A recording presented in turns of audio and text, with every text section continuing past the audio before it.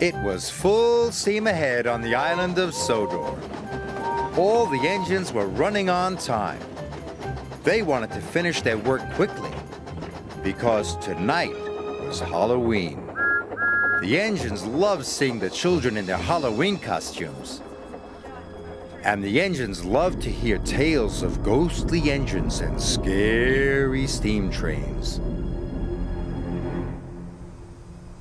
That evening, Sir Topham Hatt came to Tidmouth Sheds. "Thomas and Emily, you must go to the smelter's yard," he said. "An important delivery of iron must be collected right away."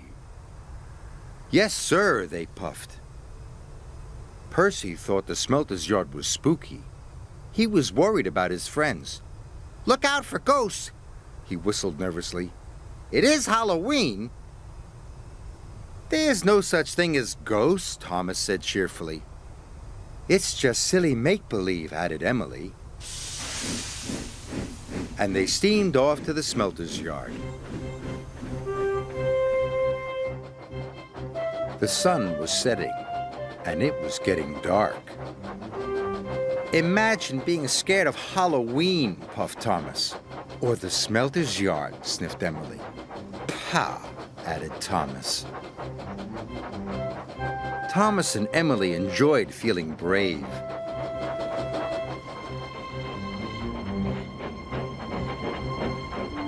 But when they got to the smelter's yard, it was very spooky. "Oh my," whispered Emily. "Oh dear," hissed Thomas. They puffed slowly through the piles of jagged steel and twisted scrap. The air grew hotter and the smoke grew thicker. Harry and Bert were lurking nearby. The two Diesels saw the chance to scare a couple of steamies. When Thomas and Emily rolled by, they moaned and groaned. It sounded spooky. "What was that?" snapped Emily. "You said there was no such thing as ghosts." "Silly make-believe, you said," gasped Thomas.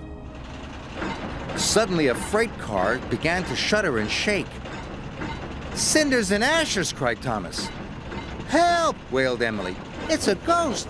Let's get away from here!" They didn't know Harry and Bert had been bumping the flatbed's buffers. The two naughty Diesels were having great fun. Thomas and Emily pulled up to the smelting shed.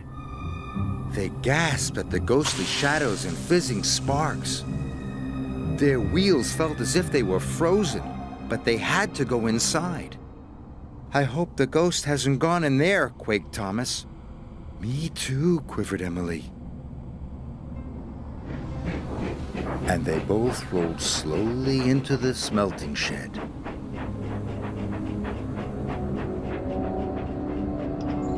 Inside, chains clanked and strange shadows danced across the walls.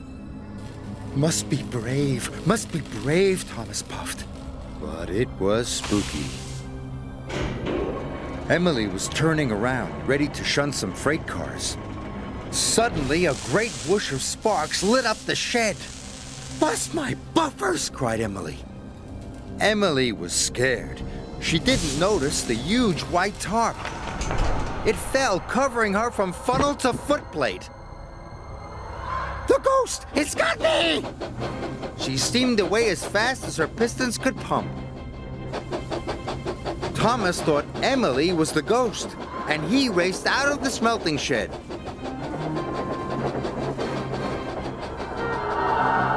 "The ghost is after me!" cried Thomas. Harry and Bert thought Emily was the ghost too, and they raced away. Thomas was right behind them, and Emily was right behind Thomas.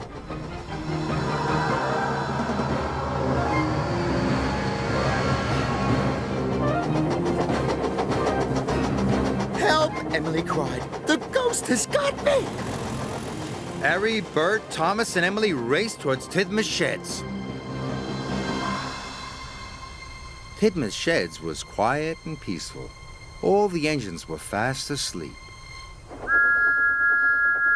Thomas's whistle soon woke them up. "It's Thomas!" cried Percy. "Something must be wrong." Suddenly, he saw Thomas, Harry, and Bert racing into the yards. "Stop!" he cried. Harry, Bert, and Thomas applied their brakes. They stopped just in time. "The ghost is after us," whistled Thomas. Percy was scared.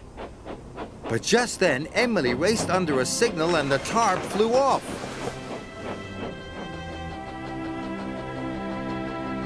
"That's no ghost," said Percy. "That's Emily."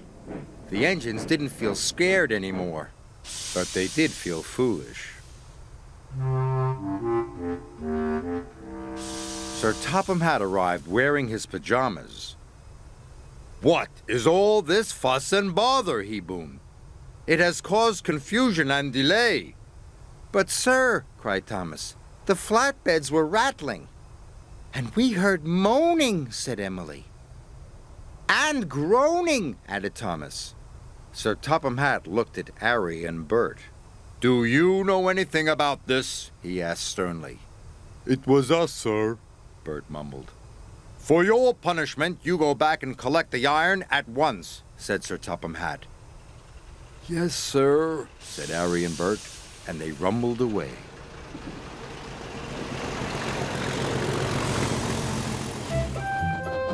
Whenever Thomas and Emily went back to the smelter's yard, they knew there was nothing to be scared of. After all, there is no such thing as ghosts. It was all silly make-believe. "Silly stick in the muds," he chuckled.